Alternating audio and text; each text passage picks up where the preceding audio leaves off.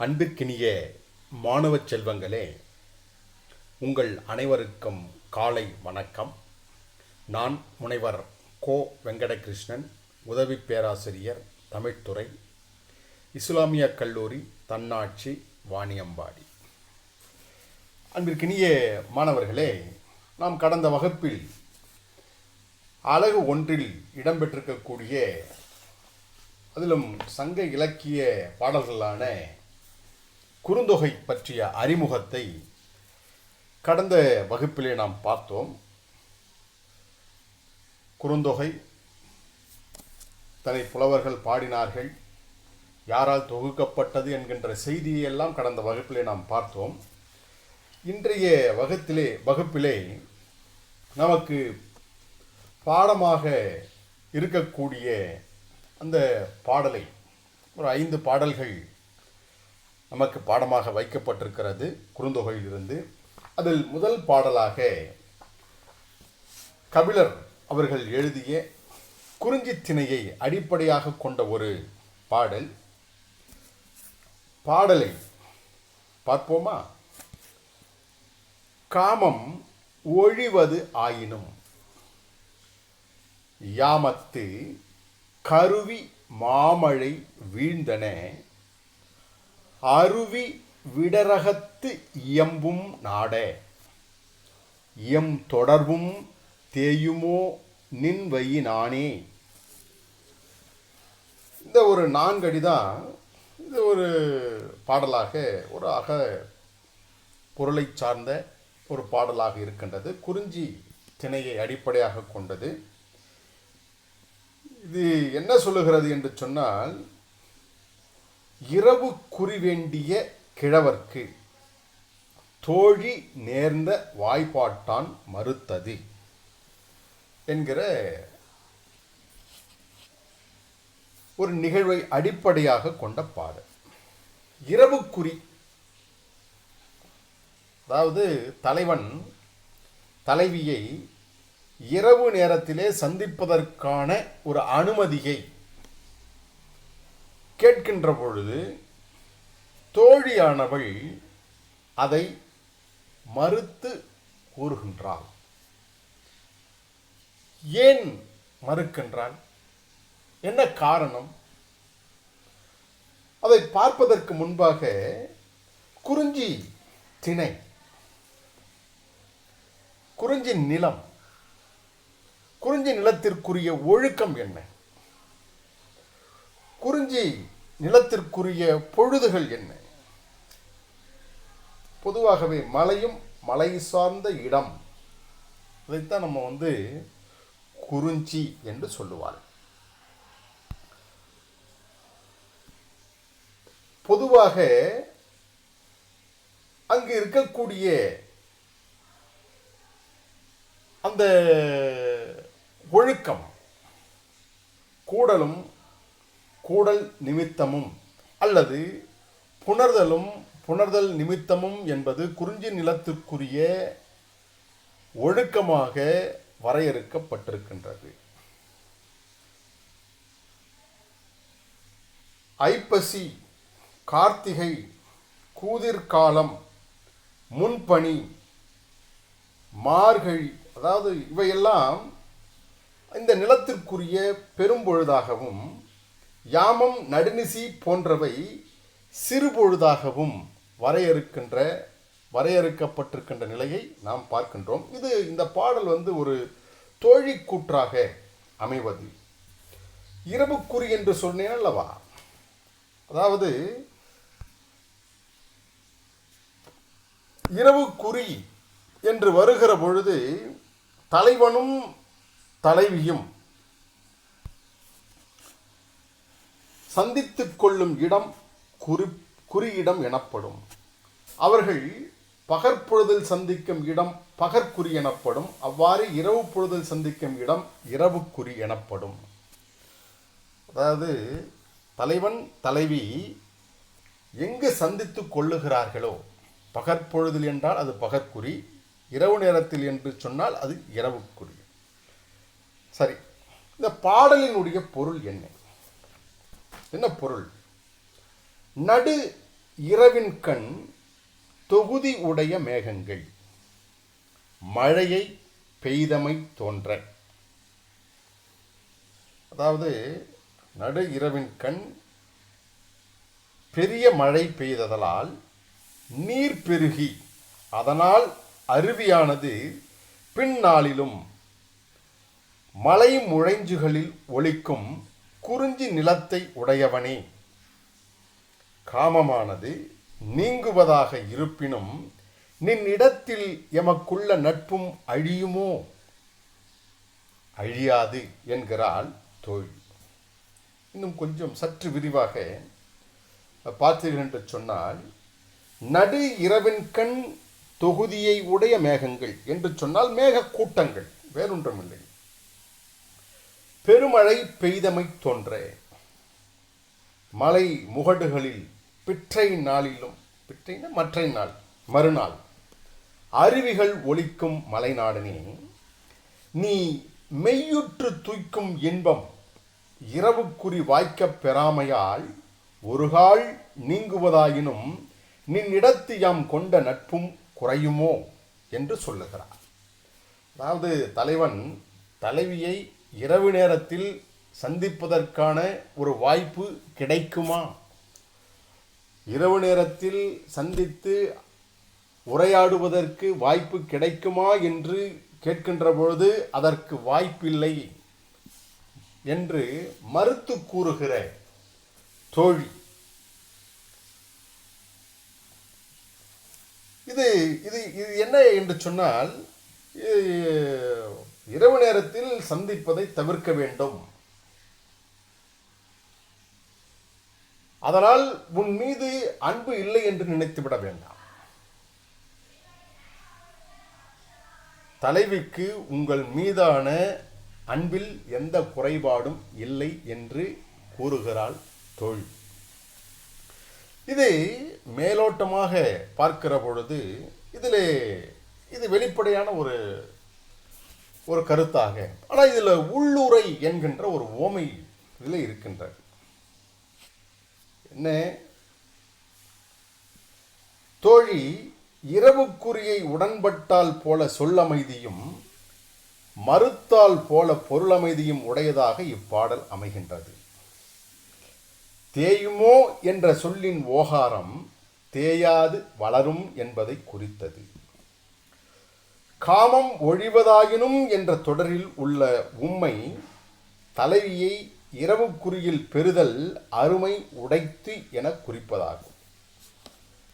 இப்பொழுதுதான் அந்த உள்ளுரை, அதாவது மேம்போக்கான ஒரு பாடலுடைய கருத்து இதுவாகத்தான் இருக்கிறது. மேம்போக்கான இந்த பாடலுடைய நேரடியான பொருள் என்று வருகிற பொழுது, நடு இரவின் கண் தொகுதியுடைய மேகங்கள் மழையை பெய்தமை தோன்ற மலை முழைஞ்சுகளில் மற்றை நாளிலும் அருவிகள் ஒலிக்கும் மலைநாடனே, நீ மெய்யுற்று துன்பம் தூய்க்கும் இன்பம் இரவுக்குறி வாய்க்கப் பெறாமையால் ஒருகால் நீங்குவதாயினும் நின்னிடத்தியாம் கொண்ட அன்பு குறையுமோ என்று சொல்லுகிறார். இதுதான் நேரடியான பாடலின் பொருள். ஆனால் இது உணர்த்துவதற்காக மட்டுமே இந்த பாடல் சொல்லப்படவில்லை. இதில் உள்ளுரை இருக்கின்றது. என்ன? இரவில் பலர் அறிய மலையில் பெய்த மழை, இரவு நேரத்தில் மலை மீது பெய்த மழை யாரும் பார்க்கவில்லை. பகலில் பலரால் அறியப்பட்டு அருவிகளாய் வெளிப்படுவது போல. ஆனால் இரவு நேரத்தில் மலையிலே மழை பெய்ததை யாரும் பார்க்கவில்லை. ஆனால் மறுநாள் அது ஆற்று வெள்ளமாக வருகிற பொழுது யூகிக்க முடிகிறது. இரவு நேரத்தில் மலையில் மழை பெய்திருக்கிறது என்பதை உறுதிப்படுத்துகிறது. அதுபோல தலைவனின் மறையிற் புணர்ச்சியும் தலைவியின் மெய் வேறுபாட்டினாலும் பல்கால் தலைவன் வருகையாலும் புலப்பட்டு அலர் பரவ ஏதுவாயிற்று. இங்கு அலர் என்பது ஊரார் பேசும் வதந்தி. அதாவது தாங்கள் என்ன சொல்லுகிறீர்கள்? இரவுக்குறியில் சந்திப்பதற்கான வாய்ப்பை உருவாக்கி தருமாறு கேட்கிறீர்கள் ஆனால் இரவு நேரத்தில் தாங்கள் வந்து செல்வது யாருக்கும் தெரியாமல் போனாலும், ஆனால் தலைவியின் மேனி வேறுபாட்டால் பிறரால் அறியப்படுவதற்கும் அலர் பிறத்தலுக்கும் ஏதுவாயிற்று என்பது உள்ளுரை பொருள். இது நீங்கள் வந்து செல்வது தெரியாமல் போகலாம், எப்படி? இரவில் மலையில் பெய்த மழை போல. ஆனால் மறுநாள் அருவியாக வருகின்ற பொழுது அது தெரிந்துவிடும். அதுபோல் இரவு நேரத்தில் நீங்கள் வந்து செல்வது தெரியாமல் இருந்தாலும் கூட மறையிற் புணர்ச்சியும் தலைவியின் மெய் வேறுபாட்டினாலும் பல்கால் தலைவன் வருகையாலும் புலப்பட்டு அலர்பரவ ஏதுவாயிற்று. முதல் நாள் இடை யாமத்தில் பெய்த மழை பிற்றை நாளிலும் அருவியாக தொடர்ந்து ஒழுகுவது போல காம கூட்டத்தால் பெற்ற தொடர்பு இரவுக்குறி இடையீடு போன்றவற்றால் தடைப்பட்டாலும் நீங்காது தொடரும் என தோழி குறிப்பிட்டால், உடம்பு பற்றிய காமம் காலத்தாலும் இடத்தாலும் இடையீடு பட்ட போதிலும் உயிரோடு தொடர்புடைய நட்பு எஞ்ஞான்றும் அழியாது தொடரும் என தோழி வரைந்து எய்தும் கூட்டத்தின் சிறப்பினை கூறினள். அதாவது இது நீங்கள் இரவு நேரத்தில் வந்து செல்லக்கூடிய அந்த நிலை என்பது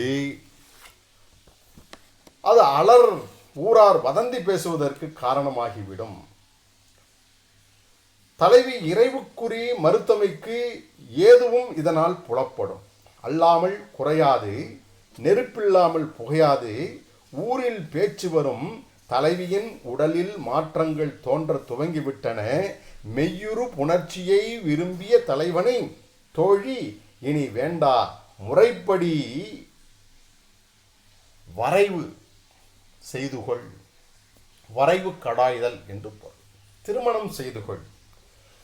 எப்படி நேற்று இரவு மழை இடியுடன் பெய்ததால் அருவி பொங்கி வழிகிறதை பார்த்தாலே தெரிகிறது.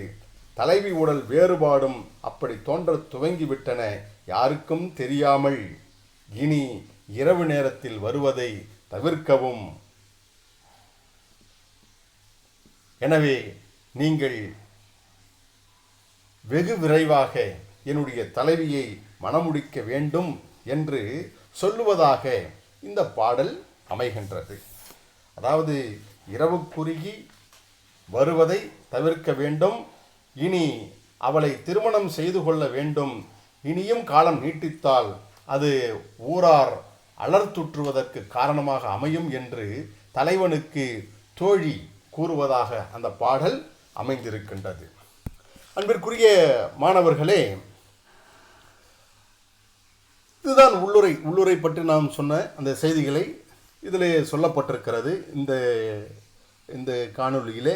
அடுத்ததாக இன்னொரு பாடல் நமக்கு குறுந்தொகையிலிருந்து 167வது பாடல். முளிதயிர் பிசைந்த காந்தல்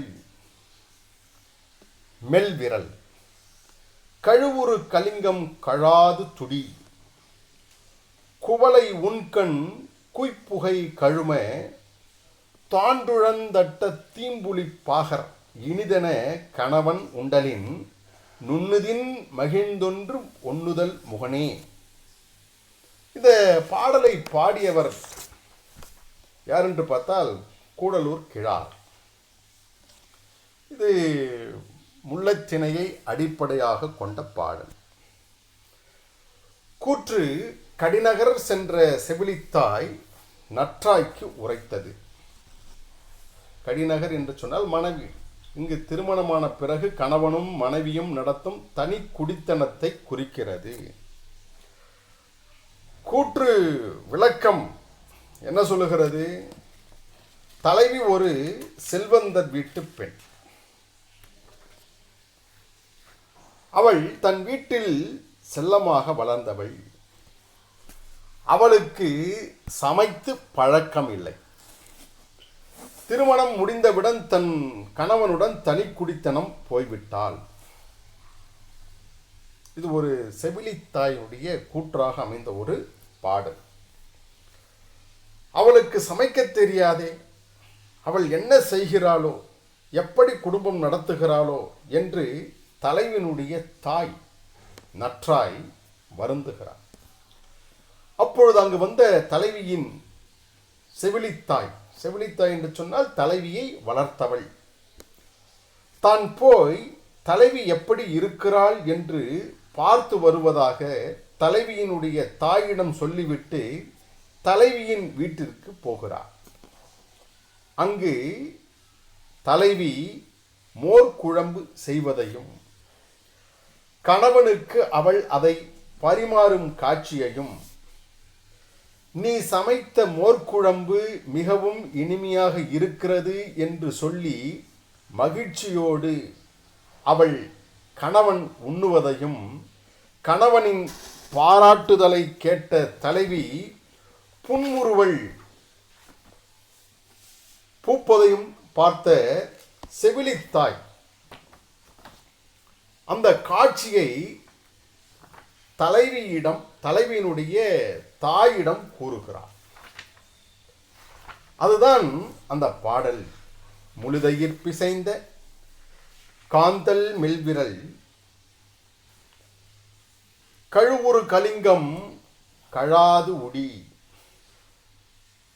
குவளை உண்கண் குய்ப்புகை கழும தான் துழந்து அட்ட தீம்புலி பாகர் இனிதி என கணவன் குண்டலின் நுண்ணுதின் மகிழ்ந்தன்று ஒண்ணுதல் முகனின்.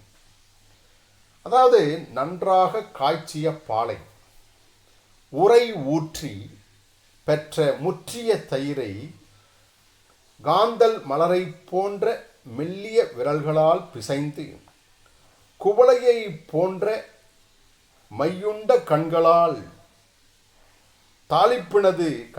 தாளிப்பினது புகை நெருங்கி படர இனிய புளிப்புச் சுவையுடைய குழம்பினை தலைவி தானே துழாவி சமைத்தனள். அழுக்குற்ற அவ்விரல்களை தான் உடுத்தியிருந்த தூய ஆடையில் துடைத்தனள். அதனால் அழுக்கேறிய அவ்வுடையை துவையாமல் உடுத்தி கொண்டனள். தான் சமைத்த உணவினை கணவன் உண்டற்கண் இனிதி என்று புகழ்ந்து கூறிய அளவில் ஒள்ளிய நெற்றியை உடைய அவள் முகம் பயின்றாரின்றி பிறர் அறியாத வண்ணம் நுண்ணிதாக மகிழ்ந்தது. அதாவது தலைவி இல்லறம் நிகழ்த்தும் சிறப்பினை நேரில் கண்டறிந்து வந்த செவிலித்தாய் நற்றாய்க்கு உரைப்பதாக இப்பாடல் அமைந்துள்ளது. தலைவியின் அடிசில் ஆக்கும் திறமும், அடிசில் என்று சொன்னால் உணவு, சோறு, தலைவனின் அன்போடு இயந்த பாராட்டு மொழிகளும் அப்புகழ் மொழிகளால் தலைவி செருக்கு கொள்ளாது அகத்தே மகிழும் அரிய பண்பும் செவிலியால் கண்டறியப்பட்டன. நன்றாக காய்ச்சிய பாலில் உண்டாக்கப்பட்ட தயிர் என்பதை முளி தயிர் என்ற தொடர் புலப்படுத்தும். தீம்புலி பாகர் என்பதை இனிமை தராத உணவிற்கும் இனிமை தர புளியின் சுவை சேர்த்து அடப்பட்ட பாகர் காய் கறி என ராகவ ஐயங்கார் விளக்கம் தருவர். உடம்பு குளியாதது, உடை கழுவாதது, விரல்கள் தயிர் பிசைந்தவை, கண்கள் குய்ப்புகை பொருந்தியன, அட்டது கைப்புடை பாகல், இத்துணையானும் இனிதாததற்கு ஏது இல்லையாயினும் தலைவன் தன் மனைவி மேல் கொண்ட அன்பினால் இனிது என புகழ்ந்தனன். அப்பாராட்டுரை ஒன்றே அவள் மனதிற்கு நிறைவினை தருவதாயிற்று. ஆயினும் தன் கண் தோன்றிய மகிழ்ச்சியை நகுநயம் மறைத்தலால் புறத்தே காட்டினாள். அதாவது காந்தல் மெல்விரல், குவளை உண்கண், ஒண்ணுதல் முகம் ஆகிய யாவும் இயற்கை அழகுடையவனவாக செயற்கையில் அட்ட பாகலும் தலைவி மேல் கொண்ட அன்பினால் தலைவர்க்கு இனிதாயிற்று. தாளிப்பு பெய்யும் போது பதம் பார்த்ததால் அதன் புகை கண்களில் படிவதாயிற்று. தலைவியின் உள்ளத்து மகிழ்ச்சி அவளுடைய நுதலின் பொலிவினால் நுட்பமாக வெளிப்பட்டமையை செவிலி அறிந்தனள். இது என்ன என்று சொன்னால், ஒரு செல்வந்தர் வீட்டு பெண் தனி குடித்தனம் சென்று விட்டால் எப்படி இருப்பாளோ துன்பப்படுவாளோ என்று நற்றாய் தலைவியை பெற்ற தாய் பரிதவித்துக் கொண்டிருக்க, நான் போய் சென்று அவளுடைய நிலையை பார்த்து வருகிறேன் என்று செவிலித்தாய் தலைவியை வளர்த்தவள் பார்த்துவிட்டு, தலைவனுடைய நிலையை பார்த்துவிட்டு நற்றாயிடம் கூறுவதாக இந்த பாடல் அமைந்திருக்கிறது. நன்றி மாணவர்களே. அடுத்த வகுப்பில் நாம் காண்போம்.